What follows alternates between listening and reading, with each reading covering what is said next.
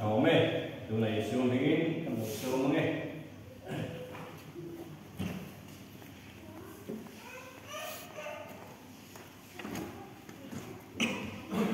Masai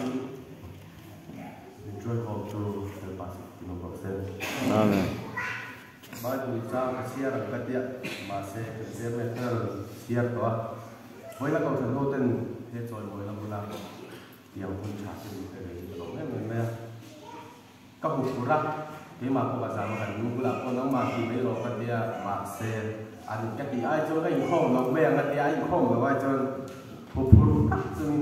karong ti ben ti kami lo siap sakula. Nó cứ xảy ra từ hiện tắm tập thân đấy thì mình chụp của nhân với nhà nhân cầu thần hô thế này chân có thủ tì thế này cầu thần hô thế với nhà tròn nói là cũng cần mà nhân mình bùi nó sẽ mà mình thủ bùi ăn thì là nhân nếu cần cái nào cái nhớ trong trái này thì đây rồi nếu hôm nay đây rồi như thế nào nó gặp lâu thì các bạn phải sử dụng này xin thầy với là áp ít tập in các sự có mấy cái mà mình support đấy nên tôi cần thiết tí nó không những cái mà mình support đấy mình tụ cần đủ lệ ba chúng ta nhận biết tập in lâu tụ và sử dụng qua anh đi hết ông lâu sinh chuan tiền tiền muốn đi cần in thì đó lâu thì mình đầu tiên sạc xe cần tốt đấy tin hey với các bạn em cần đồng vào tụ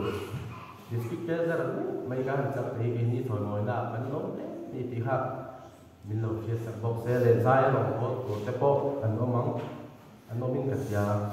hôm nào có mà anh còn cái gì cái đầu mê thì anh đi làm cái số mà anh đầu cái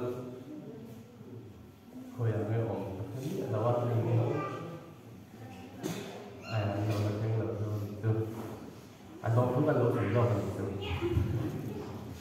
chuẩn với là chuẩn với là cái gì sang đi anh đi rất là bảo chuẩn cái rượu rùa cho nên lòng ta đấy thế tổ hành đi thật là cái rượu rùa làm tổ mà sẽ phát hiện còn cho do cái này cái này cho với India cái chúng mình à cho nên xây dựng ông mà sẽ hết chuẩn với là cái gì sang đấy à rồi cái thứ ba hết rồi mỗi lần anh lấy chân thì cái mà đi làm mà bị xỉ lên để phá rồi nhìn ra để rồi mọi tam mê thế tên rất lý suộc khi sao hay là lâu hùng về để thấy ta là hết rồi mỗi lần về cái gì đi ha cái rồi xảy ra bốc á chuan với đi cầu thần đắng để ô đang cho rồi không giống rất cái thằng có mấy đâu á cho lui những cái chỗ đến